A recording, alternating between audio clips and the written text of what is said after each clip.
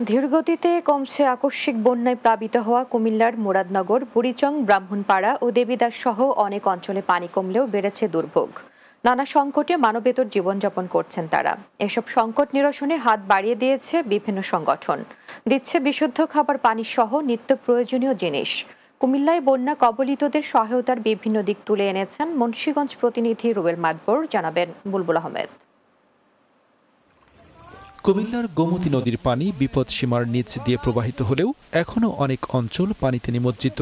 সীমাহীন দুর্ভোগে দিন কাটছে বন্যা কবলিতদের। বন্যার জন্য আমরা স্কুলে যাইতে পারতেছি না, আমরা বন্যার জন্য আমাদের বাড়িটা ডুবে গেছে।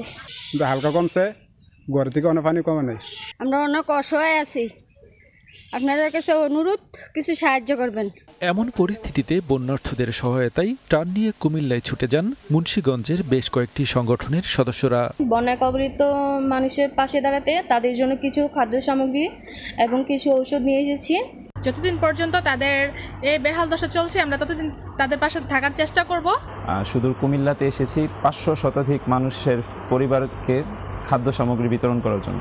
সবচেয়ে বেশি ক্ষতিগ্রস্ত বুড়িচং উপজেলার প্লাবিত এলাকাগুলোতে ত্রাণ অপ্রতুল। তাই বানভাসী মানুষের জন্য সংগঠনের সদস্যরা বন্যার্থ 500 পরিবারের মাঝে মানবিক সহায়তার বিভিন্ন সামগ্রী তুলে দেন। কুমিল্লাতে বানবাসীদের পাশে প্রায় 5 শতাধিক পরিবারের মাঝে আমরা খাদ্য সামগ্রী বিতরণ করেছি এবং আমাদের একটি মেডিকেল টিম আছে। এই মেডিকেল টিম দিয়ে আমরা এই বানবাসীদের আমরা চিকিৎসা করাচ্ছি। প্রতিটা বানবাসীর ঘরে ঘরে যে আসলে কারোর হাতে না, আমাদের লোকজন একদম ঘরে ঘরে যে নৌকায় পানিতে করে অনেক কষ্ট করে তাদের হাতে প্রান্তিক পর্যায়ে পৌঁছে দিয়েছে।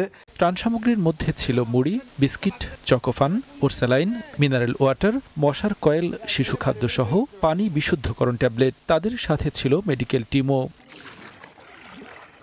Desk report, Bangla TV.